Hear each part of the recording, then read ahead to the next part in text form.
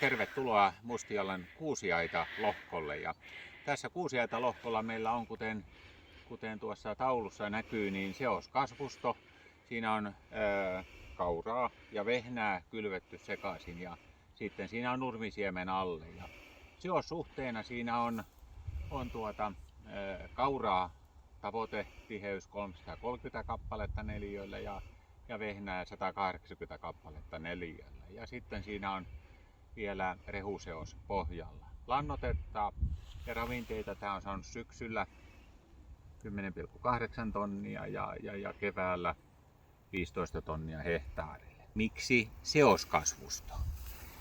Seoskasvustossa on tiettyjä positiivisia puolia, että jos ajatellaan, että kasvithan omaavat aina niin tässä maan päällä kuin maan allakin tietyn, sanotaanko, ekologisen lokeron. Eli sellaisen paikan, mitä ne hyödyntää tuolta sekä maaperästä että maan päältä.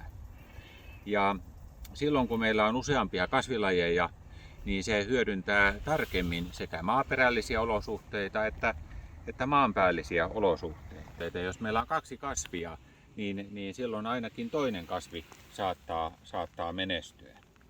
Kokonaissatokin voi olla silloin korkeampi kuin yksittäisellä kasvilla. No, mitä haasteita tässä on? No, haasteita tässä on esimerkiksi se, että täytyy pohtia, mitä kasvilajia ja mitä lajikkeita laitetaan samaan peltoon. Koska silloinhan näitähän pitäisi valmistua puintikuntoon suurin piirtein samoihin aikoihin. Tässä ja sitten toinen tavallaan se seossuhde. Kaura on ehkä varjostavampi kasvi, mutta siitä huolimatta tässä on vehnäkin ihan kohtuullisesti kasvanut. Kasvusto näyttää kaiken kaikkiaan mielestäni varsin hyvältä, eli varsin onnistuneelta ratkaisulta sinänsä. Sato, mihin se sitten käytetään. Näin karjatilalla, jota Mustialakin on, niin rehukäyttöhän on suoraan ihan käyttökelpoinen juttu, eli se ei aiheuta ongelmaa. Viljatilalla tavallaan se tietenkin on, että seoskasvustoa tällä tavalla ei pysty eri kasvilajeista suoraan hyödyntämään. Tai sitten se täytyy ainakin myydä suoraan karjatilalle.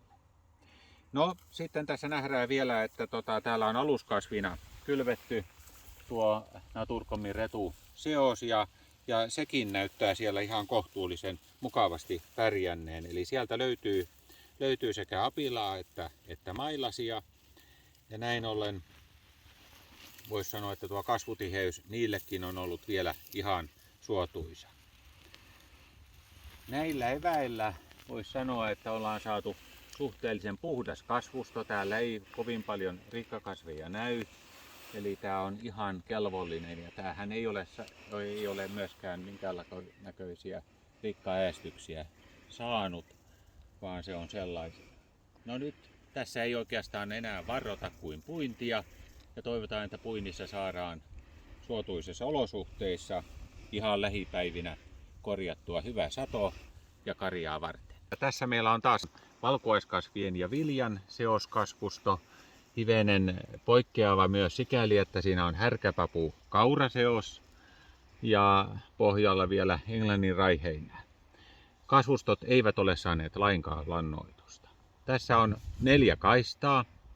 Tässä on puhdas härkäpapu ja puhdas kaura ja 2 seosta, joista ensimmäisessä on vire härkäpapua 76 kappaletta tavoitetiheys ja Matty kauralla 112 kappaletta neliöllä. Ja toisessa seoksessa on vireettä 60 kappaletta ja Matty kauraa 250 kappaletta neliöllä.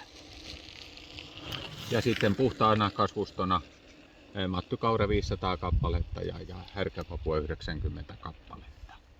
Tästä lähdetään hivenen katsomaan, mitenkä seokset ovat onnistuneet.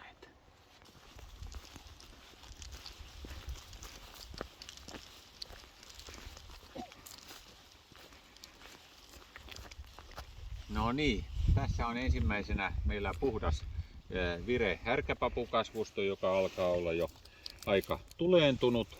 Ja tässä härkäpapu lähti keväällä ihan hyvin kasvuun, mutta tuossa juhannuksen tienoilla kuivuus alkoi sitä voimakkaasti kurittamaan ja tuo jauhosavikka pääsi varsin vahvaan asemaan. Eli voisi sanoa, että siinä on päällikasvina jauhosavikkaa ja aluskasvina härkäpapua, noin pikkasen leikkisesti sanottuna. Toki täältä härkäpapuakin löytyy ja härkäpapun valmiusaste alkaa olla jo aika valmista. Eli täältä nähdään, että härkäpaput ovat jo ihan käytännössä puintivalmiita, tosi kovia jyviltään. Tuossa oli 3 tässä yksilössä. Virehän on uusi lajike. No, tämä kasvusto ei tietysti ole 100% tyydyttävä, koska toi rikkakasvi on päässyt niin vahvaan kasvuun.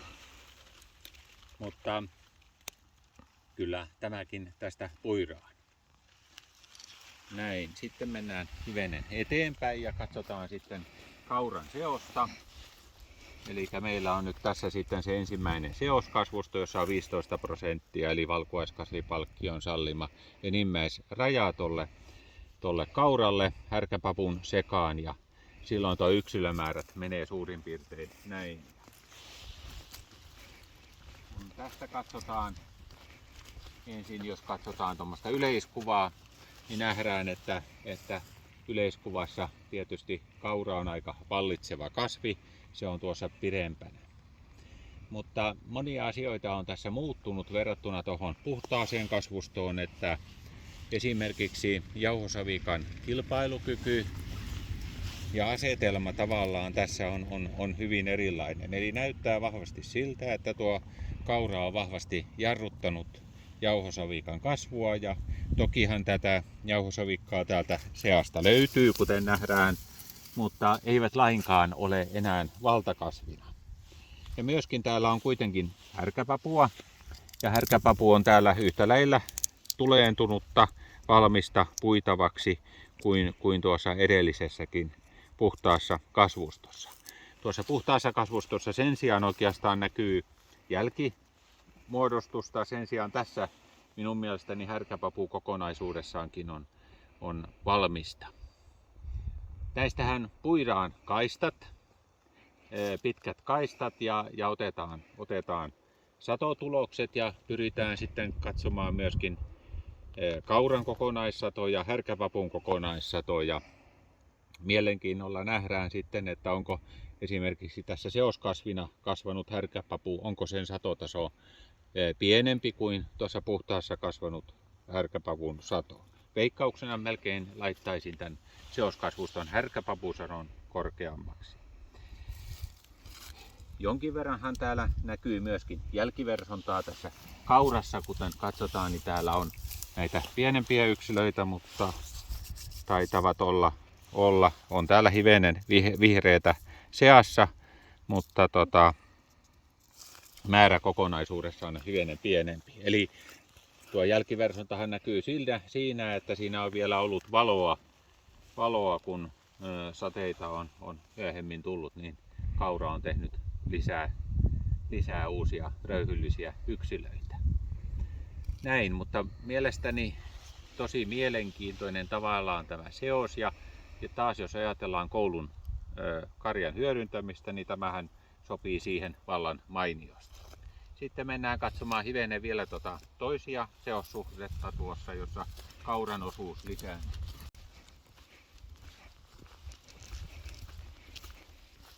No niin, tässä sitten jo kauran osuus alkaa olla 250 kappaletta neliöllä, eli tavallaan ja härkäpapua noin 60 yksilöä. Ja rajapiste on siinä, ja mennään pikkasen yli, jotta tullaan tähän selkeään kasvustoon. Ja jos tästä katsotaan, niin täältä edelleen härkäpapua kyllä löytyy, mutta yhä vahvemmin kaura on tullut ikään kuin siihen valtakasvin asetelmaan.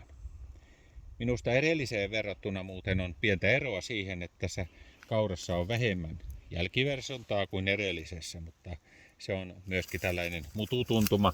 Toki täältäkin yksilöitä löytyy, eli jälkiversojakin jonkin verran on, eli vihreitä yksilöitä.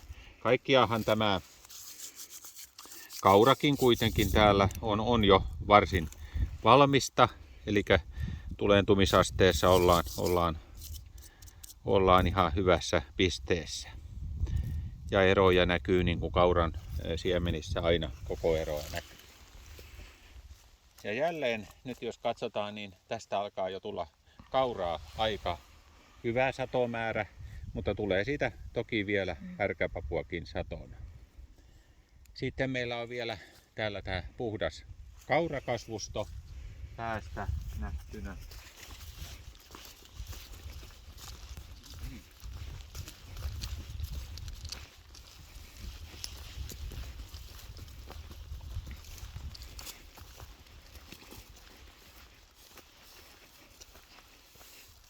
Näin, ja puhdas kaurahan täällä täystiheänä näyttäytyy ja oikeastaan todella vahvana kasvustona, että muistetaan vielä, että ei ole saanut lainkaan lannoitusta. Esikasvinahan tässä oli syysvehnä, eli voisi ajatella, että ei siitäkään olisi kauheasti jäänyt pohjalle, mutta oletusarvo on, että tästäkin tulee ihan hyvä kaurasato, eli maa ilmeisesti ja kylvöt on onnistuneet varsin hyvin.